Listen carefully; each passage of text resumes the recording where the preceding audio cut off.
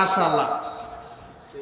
তো আজকে আমি আপনাদের সাথে যে বিষয়টি নিয়ে আলোচনা করতে চাই, আমরা যারা যুবক রয়েছি, ইসলামের উপকার করেছে সবচেয়ে বেশি যুবকেরা আর ক্ষতি করেছে সবচেয়ে বুড়ারা। এটা আল্লাহর নবী বলেছেন।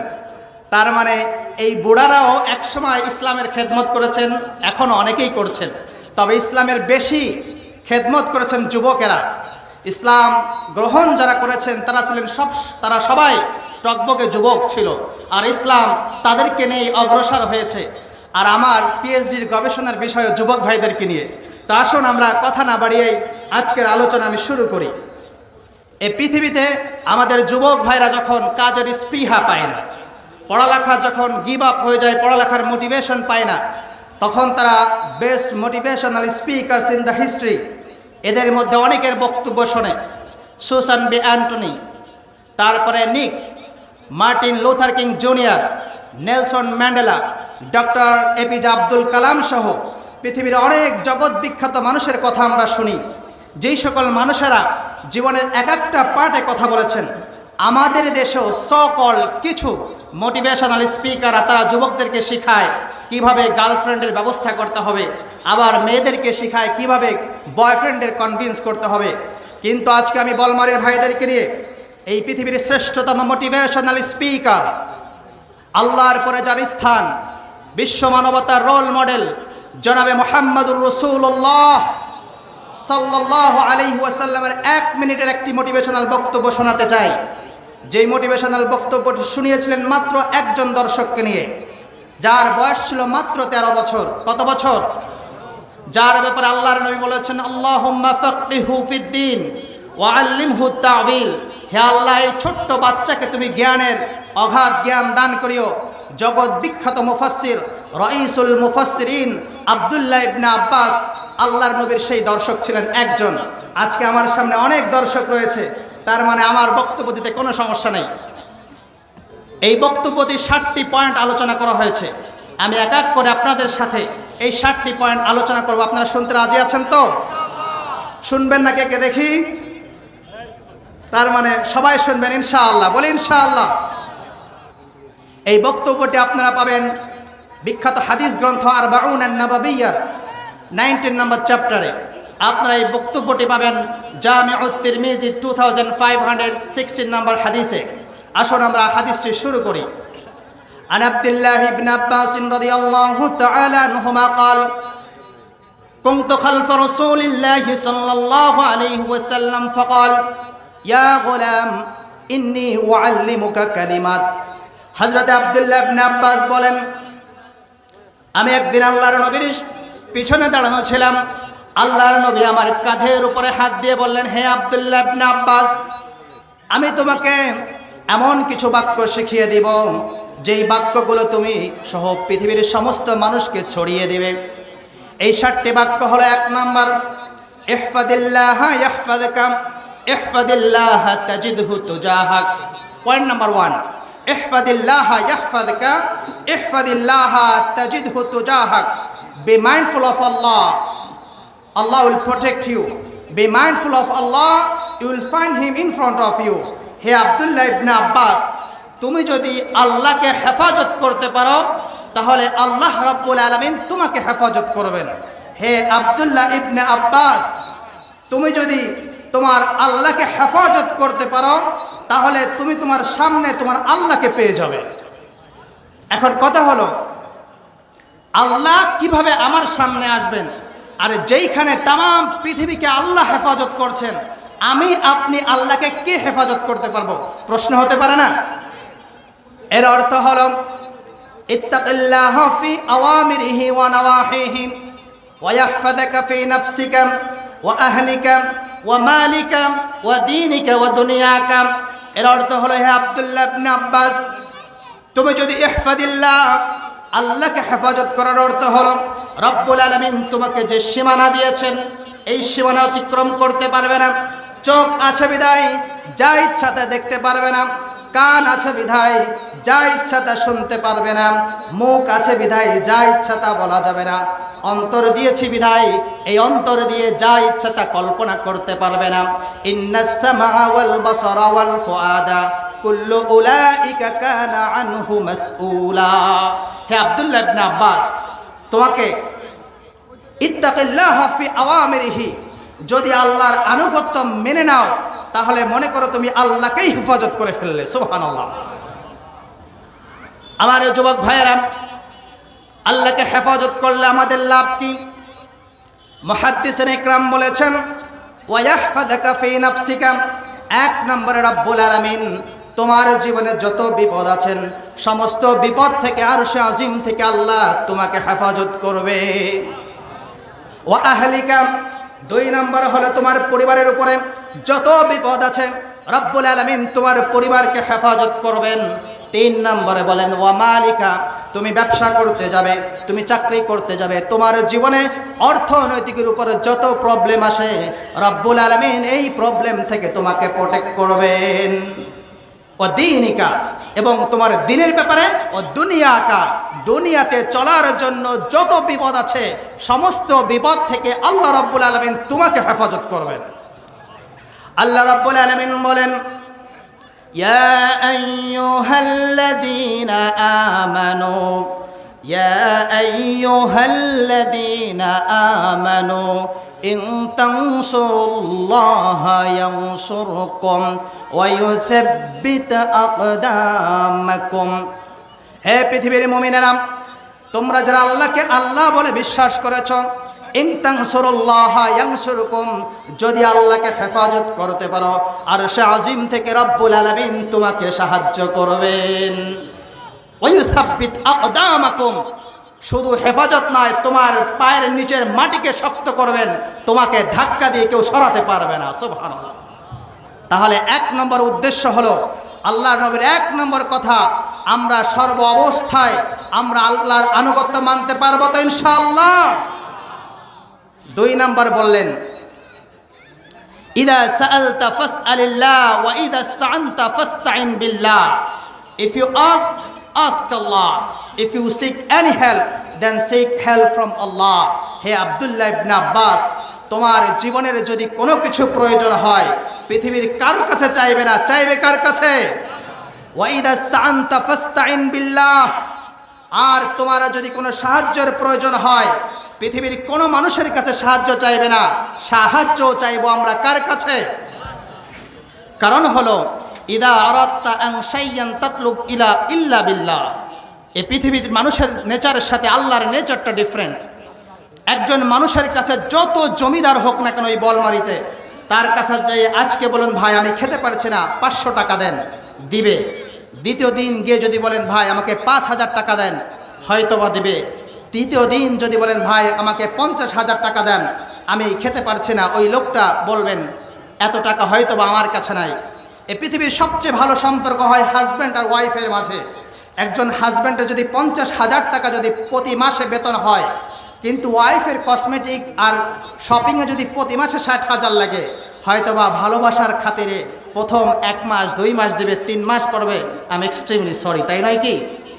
একজন বাবার যদি প্রতি মাসে ভ্যান চালিয়ে যদি 5,000 টাকা থেকে 10,000 টাকা কামাই থাকে, তার 2টা ছেলের, সেই 2টা ছেলের প্রতি মাসে টাকা লাগে 20,000 টাকা শুধু গার্লফ্রেন্ডের পেছনে। এ বাবাও হয়তোবা ভালোবাসার জন্য 1 মাস 2 মাস দেবে, 3 মাস পরে বলবে আমি তোমাকে দিতে পারবো। কিন্তু আল্লাহ রাব্বুল আলামিন হলেন এমন একজন সত্তা, ইন্না রাব্বাকুম হাইয়ুন কারীম ইয়াস্তাহি মিন আবদিহি ইযা রাফা ইয়াদাইহি ইলাইহি আইয়ারুদ্দাহুমা সিফরা। তোমরা হলেন এমন একজন সত্তার গোলাম, যে সত্তার কাছে মানুষ যখন দুহাত তুলে চাওয়া শুরু করে আল্লাহ রাব্বুল আলামিন তখন ওই হাতকে খালি হাতে ফেরত দিতে আল্লাহ অনেকটাই লজ্জাবোধ করেন। সুবহানাল্লাহ। আল্লাহ বলেন আমি কি করে আমার বান্দাকে খালি হাতে ফেরত দিয়ে দেই? কারণ এই পৃথিবীর মানুষের চাওয়ার সাথে আল্লাহর চাওয়াটা কেন ডিফারেন্ট? কারণ আল্লাহুল গনি ওয়া আনতুমুল ফুকারা। Allah is the free of the need while you are the needy. এই পৃথিবীর মানুষ যাদের প্রয়োজন থাকে তারা চায় যাদের কাছে প্রয়োজন নাই, মানে যাদের অনেক টাকা আছে, কিন্তু আল্লাহ বলছেন আল্লাহুল গানিয়্যু ওয়া আনতুমুল ফুকারা, তোমরা তো সবাই ফকির, আমরা সবাই কি বলছেন কে?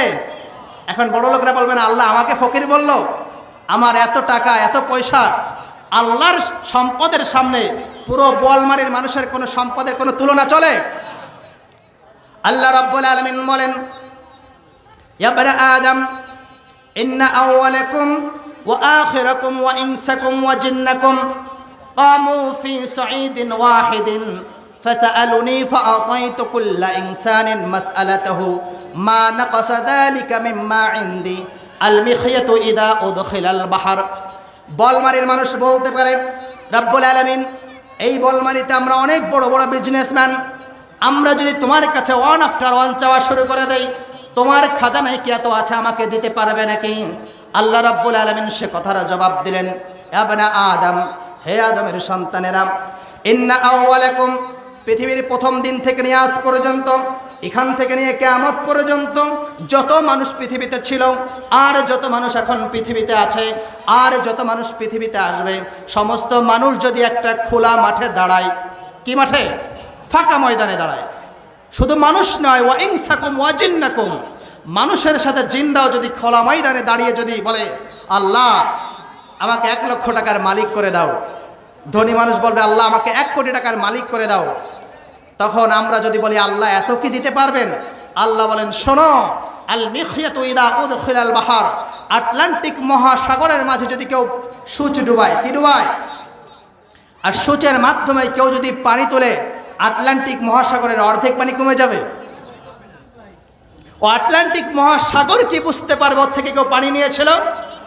আল্লাহ রাব্বুল আলামিন বলেন আল মিখয়াতু ইদা উদখিলাল বাহর, আটলান্টিক মহাসাগরের মাঝে সূচ ডুবানোর পরে, সূচের মাথা দিয়ে পানি উঠানোর পরে যেমন আটলান্টিক মহাসাগরের পানি কমে যায় না, তাম পৃথিবীর মানুষের চাহিদা পূরণ করার পর, জিনদের চাহিদা পূরণ করার পর, আমি আল্লাহ আমার বান্দার জিনকে যা দিব, আটলান্টিক মহাসাগরের ভিতরে সূচ ডুবানোর পরে যেমন সূচের মাথা দিয়ে পানি নিলে আটলান্টিক মহাসাগরের পানি ফুরায় যায় না, তাম পৃথিবীর মানুষ আর জিনদের দেওয়ার পরে আমার আল্লাহর খাজানা থেকে এতটুকু পরিমাণ ফুরায় না। সেই আল্লাহর কাছে আমরা চাইতে পারবো তো ইনশাআল্লাহ? মান লাম ইয়াসআলিল্লাহ ইয়াগদাব আলাই, Allah will be angry with those who don't request from him. যে পৃথিবীর মানুষেরা যারা তাদের নিজের প্রয়োজনে আল্লাহর কাছে চায় না, আল্লাহ আরশে আজিম থেকে তার উপরে রাগ করেন। আমার চাহিদা, আমার প্রয়োজন আমি যদি না চাই, রাগ করেন কে? আল্লাহ যদি রাগ করেন, আমরা কেউ কি বাঁচতে পারবো? টাকা চাইলে চাইবো কার কাছে? বাড়ি লাগলে চাইবো কার কাছে? বিদেশে যেতে চাইলে চাইবো কার কাছে? সরকারি চাকরি চাইলে, আমরা সরকারি চাকরির জন্য আওয়ামী লীগের সময় আওয়ামী লীগের নেতাদের কাছে, বিএনপির সময় বিএনপির নেতাদের কাছে যতবার যাই, আমরা কি বুকে হাত দিয়ে বলতে পারবো অতবার কি আমরা সরকারি চাকরির জন্য আল্লাহর কাছে যাই? যে মানুষগুলো পৃথিবীতে প্রবাস জীবনে যাওয়ার জন্য দালালদের কাছে যতবার যায়, আমরা কি বুকে হাত দিয়ে বলতে পারবো আমরা অতবার আল্লাহর কাছে যাই? অথচ আমরা যদি আল্লাহর কাছে অতবার চলে যেতাম, আমাদের জীবনের চাহিদাগুলো এখন আর অপূর্ণ থাকতো না। এজন্য আল্লাহর নবী বলেন হাত্তা ইয়াসআলা শিসআন আলাইহি ইদান কাতা, তোমার পায়ের স্যান্ডেলের ফিতাটা যদি ছিঁড়ে যায়, পৃথিবীর কারো কাছে চাইবো না, চাইবো কার কাছে? এজন্য আমাদের আসুন 2 নম্বর পয়েন্ট, আল্লাহর নবী যুবকদের সহ তাম পৃথিবীর মানুষদেরকে বললেন ইদা সাআলতা ফাসআলিল্লাহ, প্রয়োজন থাকে, যা দরকার থাকে একমাত্র আল্লাহর কাছেই চাইবো, পারা যাবে ইনশাআল্লাহ। 3 নম্বরে আল্লাহর নবী বলেছেন ওয়া'লাম আন্নাল উম্মাতা লাউ ইজতামাআত আলা আন ইয়ানফাউকা বিশাইইন লাম ইয়ানফাউকা ইল্লা বিশাইইন ক্বাদ কাতাবাহু আল্লাহু লাক ওয়া ইন ইজতামাউ আলা আন ইয়াদুররুকা বিশাইইন লাম ইয়াদুররুকা ইল্লা বিশাইইন ক্বাদ কাতাবাহু আল্লাহু আলাইক। হে পৃথিবীর মানুষেরা, হে যুবকেরা, তোমরা কান খাড়া করে শোনো। আল্লাহর নবী বলেছেন ওয়া'লাম, জেনে নাও, আন্নাল উম্মাতা, পৃথিবীর সমস্ত মানুষ যদি তোমার সফলতা দেখে, তোমার সাকসেস দেখে, তোমার ফেম দেখে, তোমার ক্ষমতা দেখে যদি তাম পৃথিবীর মানুষ যদি একত্রিত হয়ে তোমার বিরুদ্ধচারণ করে, আল্লাহর নবী বললেন আল্লাহ যদি তোমার সঙ্গে থাকেন পৃথিবীর সমস্ত মানুষ একত্রিত হয়ে তোমার কিচ্ছু করতে পারবে না। ওয়ালাম, জেনে নাও আন্নাল উম্মাতা, তাম পৃথিবীর মানুষেরা যদি একত্রিত হয়ে তোমাকে যদি পাম দেওয়া শুরু করে, আমার নেতা, তোমার নেতা, অমুক নেতা, পাতি নেতা, সাতা নেতা, সমস্ত মানুষ যদি একত্রিত হয়ে তোমাকে উপরে তুলতে চায়, আমি আল্লাহ যদি তোমাকে সেই উপকার না দিতে চাই, পৃথিবীর কোনো মানুষ তোমাকে বিন্দু মাত্র উপকার করতে পারবে।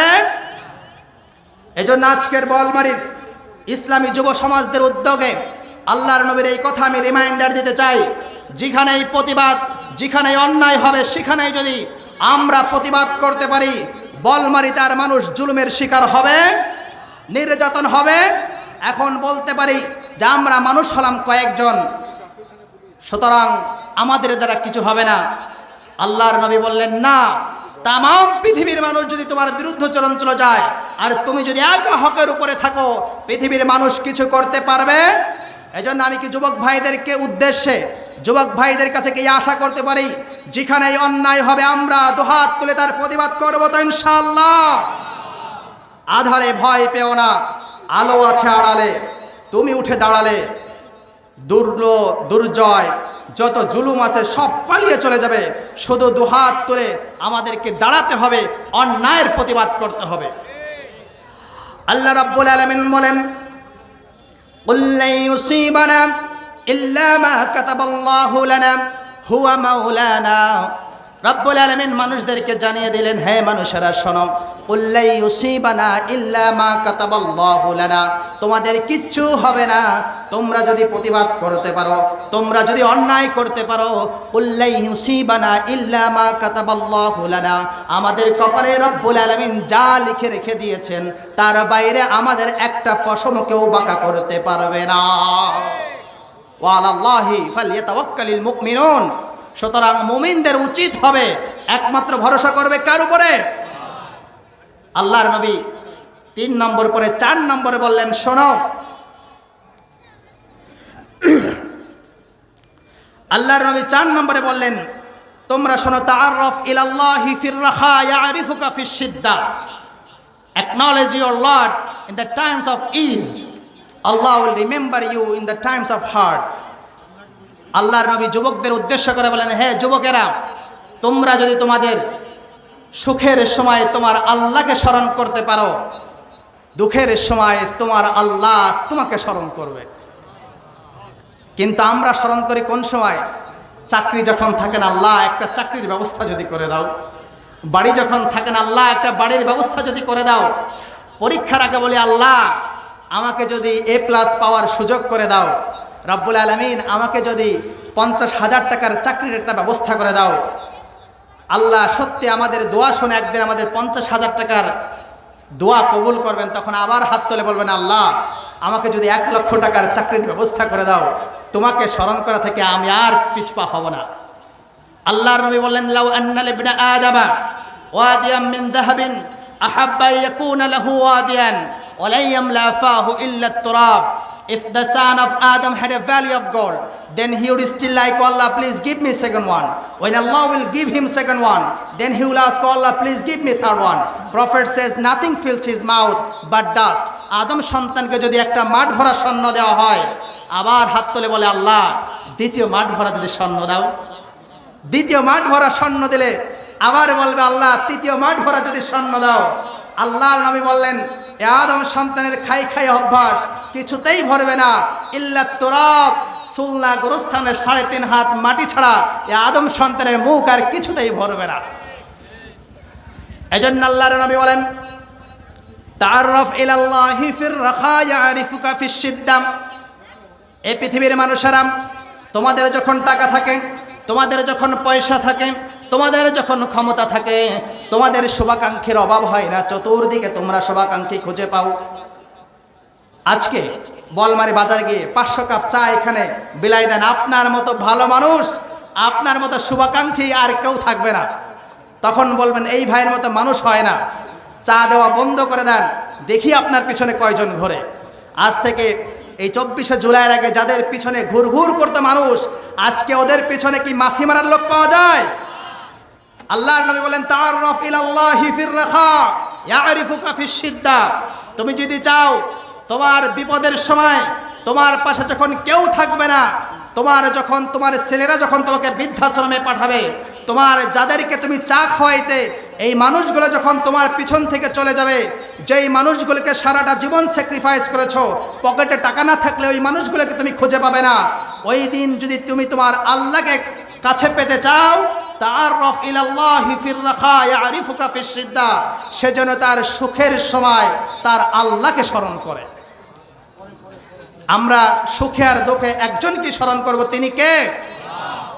আল্লাহর নবী বলেন ইগতানিম খামসান ক্বাবলা খামসিন, শাবাবাকা ক্বাবলা হিরামিক, ওয়া সিহহাতাকা ক্বাবলা সাকামিক, ওয়া গিনাকা ক্বাবলা ফাকরিক, ওয়া ফারাগাকা ক্বাবলা শুগলিক, ওয়া হায়াতাকা ক্বাবলা মাউতিক। হে পৃথিবীর মানুষেরা, তোমাদের জীবন থেকে 5 নিয়ামত চলে যাওয়ার আগে এই 5 নিয়ামতের তোমরা মূল্যায়ন করতে শিখো। 1 নম্বরে বললেন, হে যুবক ভাইরা, শাবাবাকা ক্বাবলা হিরামিক, জীবনের মাহেন্দ্রক্ষণ সময় হলো যুবক বয়স। কি বয়স? কি বয়স? এই যুবক বয়সে জীবনে চাইলে অনেক কিছু করা যায়, জীবনে চাইলে আখের গোছানো যায়, এই সময় চাইলে 50 রাকাত নামাজ দাঁড়িয়ে দাঁড়িয়ে পড়া যায়, এই সময় চাইলে জীবনের অনেক কিছু অর্জন করা যায়। জীবনের মাহেন্দ্রক্ষণ চলে গেলে কি সেই কাজটা কি চাইলেও আর করা যাবে নাকি? যাবে?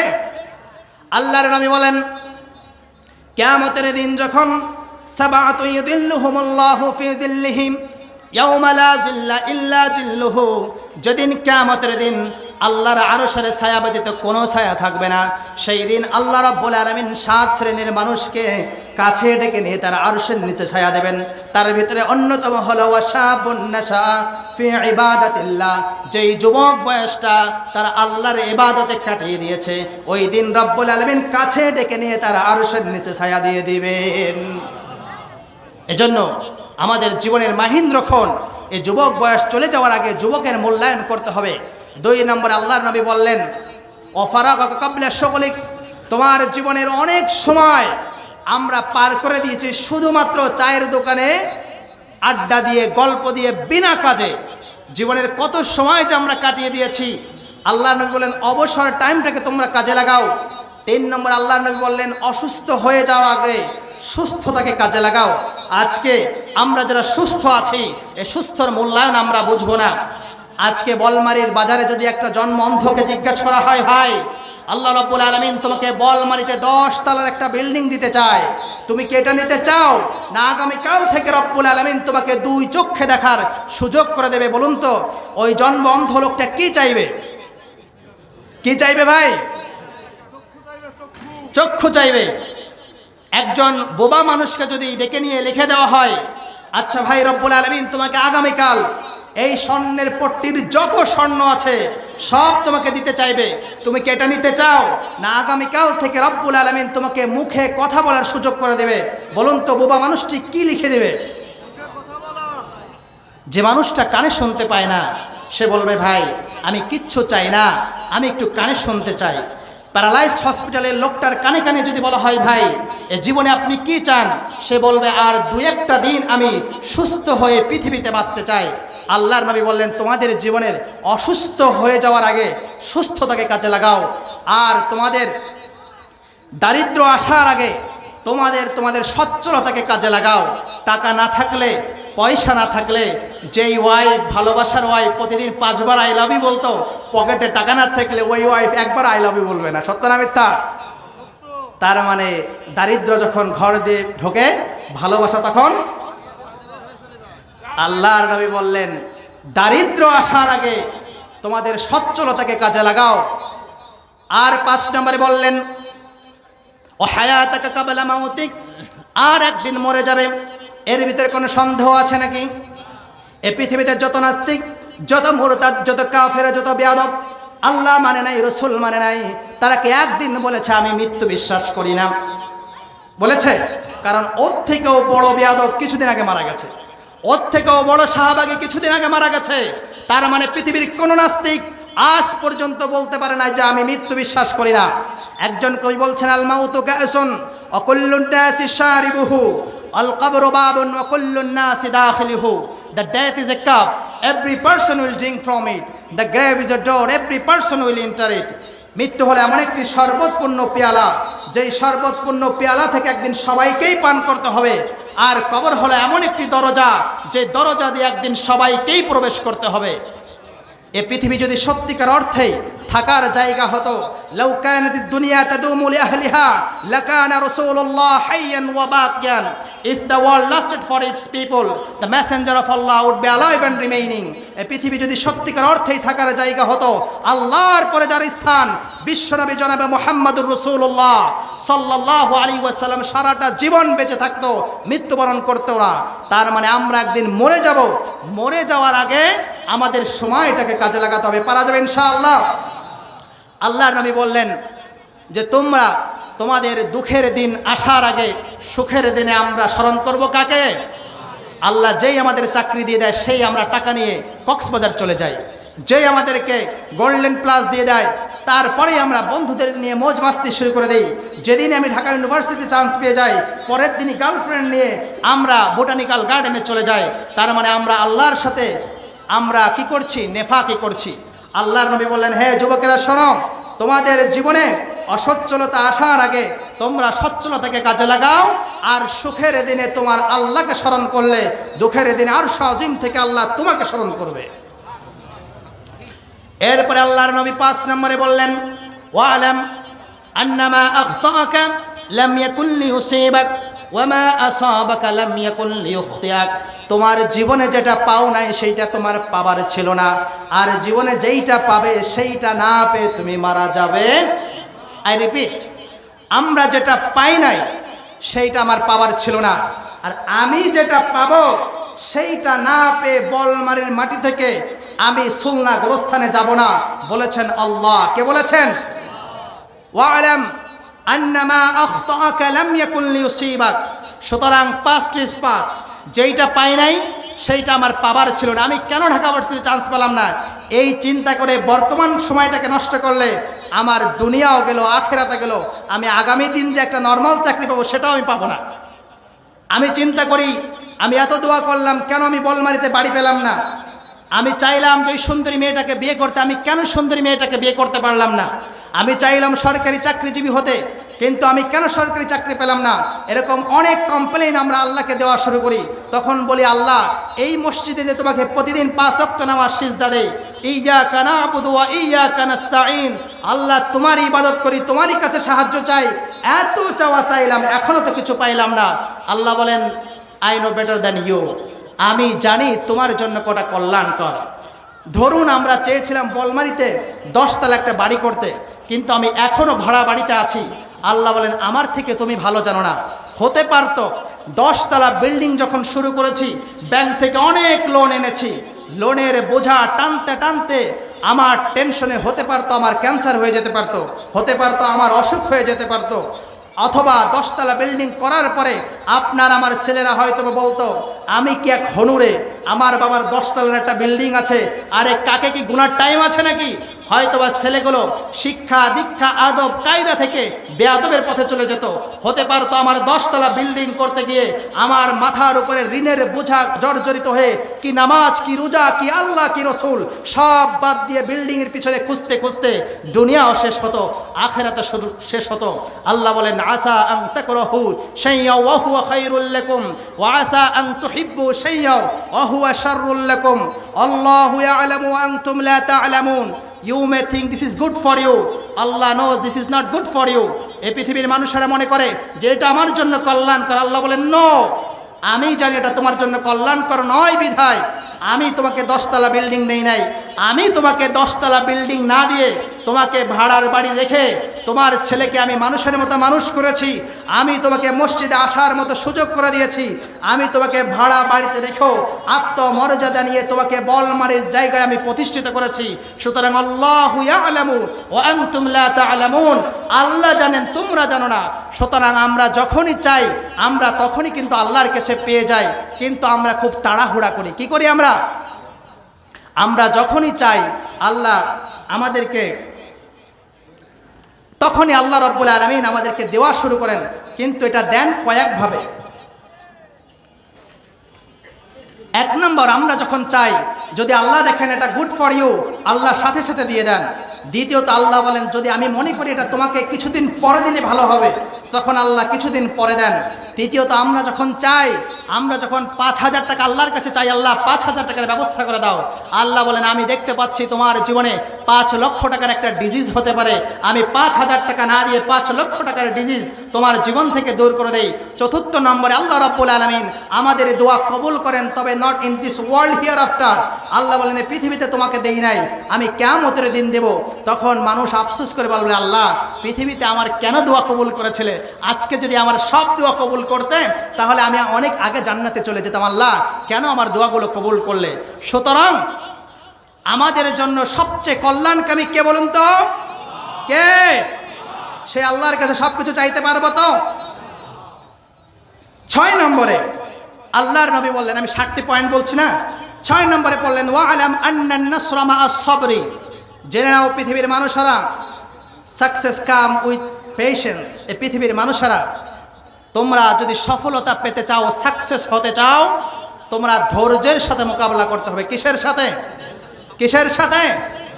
কিন্তু পৃথিবীতে আমরা মুসলমান হওয়ার পরেও এই কোরআনুল কারীমের মধ্যে বলুন তো নামাজের কথা এসেছে কতবার? 82 বার, বা কম বেশি হতে পারে 82 বার। অথচ এই কোরআনুল কারীমের মধ্যে আল্লাহ রাব্বুল আলামিন সবরের কথা বলেছেন 90 বার। কতবার? অথচ আমরা দেশে বলি বিদেশে বলি, প্লেনে যখন উঠি পৃথিবীর সমস্ত মানুষেরা লাইন ধরে ওঠে, বাঙালি পিছন থেকে এসে কেমনে করে প্লেনের উপরের সামনে উঠবে, মনে হয় যে তাকে রেখে বিমান ছেড়ে দেবে। তার মানে ধৈর্য, পৃথিবীতে যদি বিদেশে যাওয়া যায় বোঝা যায় এইটা বাঙালি, যার মানে তার মাঝে অধৈর্য রয়েছে। আল্লাহর নবী বললেন ওয়ালাম আন্নান নাসরা মা'আস সাবরি ওয়া আন্না ফারাজা মিনাল কারবি। হে পৃথিবীর মানুষেরা, জীবনে যদি সফল হতে চাও, সাকসেস যদি হতে চাও, তোমাদের একটা কথা বলে দিচ্ছি, সেটা হলো তোমরা ধৈর্যের সাথে মোকাবেলা করবে। কারণ রব্বুল আলামিন কোরআনুল কারীমের মধ্যে বারবার মুমিনদের বলেছেন, মুমিনেরা তোমাদের উপরে বিপদ আসতে পারে, তোমাদের উপরে মুসিবত আসতে পারে, তোমরা অধৈর্য হয়ে যেও না। এই পৃথিবীতে যারা সফল কাম হয়েছে, এই সফল মানুষদের মধ্যে যদি আমরা বারবার দেখি তারা অধৈর্য হয় নাই। বদরের প্রান্তে মাত্র 313 জন ছিল। আল্লাহর নবী তাদেরকে সাহস জোগালেন, বললেন তোমরা যুদ্ধের শেষ পর্যন্ত তোমরা ধৈর্যের সাথে মোকাবেলা করবে। 313 জন মাত্র সাহাবে নিয়ে আল্লাহর নবী বদরের প্রথম যুদ্ধে শহীদ হয়েছিলেন কতজন? 17 জন। কিন্তু আল্লাহর নবী এই 313 জনের মধ্য নিয়ে 1000-এর বিরুদ্ধে তিনি বিজয় লাভ করেছিলেন, শুধুমাত্র ছিল ধৈর্য। আজ মুসলমানেরা এই পৃথিবীর মধ্যে বাংলাদেশে যদি তাকাই, বিগত 17টা বছর আমরা ধৈর্য ধারণ করেছি। রব্বুল আলামিন আমাদের বিজয় দিয়েছে না? দিয়েছে কিনা? সিরিয়ার মানুষরা 2011 সাল থেকে ধৈর্যের সাথে মোকাবেলা করেছে। 2024 সালে এসে আল্লাহ রাব্বুল আলামিন বাশার আল আসাদকে কিক আউট করে দিয়ে সিরিয়ার মানুষদেরকে আল্লাহ বিজয় দান করেছেন। ধৈর্য ধারণ করতে পারবো তো ইনশাআল্লাহ? এরপরে লাস্ট পয়েন্ট, ওয়ানিল ফরাজা মাআল কারবি ওয়া আন্না মাআল উসরি ইউসরা। এরপরে মনে রেখো, জীবনে কষ্টের পরেই রয়েছে সুখ, আর জীবনে কাঠিন্যের পরেই রয়েছে সফলতা। সুতরাং অন্ধকার যত বেশি হবে, সুবহে সাদিক তত দ্রুতই উদিত হয়ে যাবে। আল্লাহ রাব্বুল আলামিন বলেন ইন্না মাআল উসরি ইউসরা। হে পৃথিবীর মানুষেরা, তোমরা জেনে নাও তোমাদের জীবনে কষ্ট আসবে, তোমাদের জীবনে নির্যাতন আসবে। হযরত খাব্বাব বিন আরিদ قال شكونا إلى رسول الله صلى الله عليه وسلم وهو متوسد بردة له في ظل الكعبة। হযরত আল্লাহর নবী সাহাবী বললেন, আমরা রাসূলুল্লাহর কাছে গিয়ে বললাম, হে আল্লাহর নবী, আলা তাস্তানসিরু লানা আলা তাদউ লানা। হে আল্লাহর নবী, খাব্বাব, খুবাইব, বিলালের দিকে তাকান। এই মানুষগুলো ইসলামের জন্য জীবন দিচ্ছেন, শরীরের চামড়া রক্ত সব শেষ করে দিয়েছেন। হে আল্লাহর নবী, আলা তাস্তানসিরু লানা আলা তাদউ লানা। হে আল্লাহর নবী, আপনি আমাদের জন্য দোয়া করুন। আল্লাহর নবী বললেন, তোমরা অনেক তাড়াহুড়া করেছো, আলা তাস্তানসিরু লানা আলা তাদউ লানা বলছো। তোমরা কি তোমাদের প্রিভিয়াস মানুষদেরকে তোমরা দেখেছো? এই মানুষগুলো যখন ইসলামের জন্য, ঈমানের জন্য, তাওহীদের জন্য যখন কষ্ট করত, এই মানুষগুলোদেরকে এনে তাদের উপরে করাত ধরা হতো, করাত দিয়ে তাদেরকে দ্বিখণ্ডিত করে ফেলা হতো, লোহার আংটা দিয়ে গোশতগুলো চামড়ে এরকম ফেলে দেওয়া হতো। হে আমার সাহাবীরা, তোমরা একটুতে অধৈর্য হচ্ছ। বিলালের কষ্ট দেখে, খাব্বাবের কষ্ট দেখে, খোবাইবের কষ্ট দেখে হতাশ হয়ে যেও না। আল্লাহ রাব্বুল আলামিনের ওয়াদা হলো, তোমরা যদি ধৈর্য ধারণ করো, জেনে রাখো ফা ইন্না মাআল উসরি ইউসরা, ইন্না মাআল উসরি ইউসরা।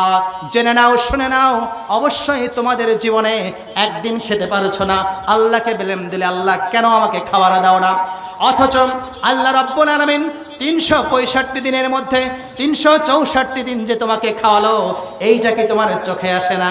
সুতরাং কষ্ট তোমরা হতাশ হয়ে যাও না।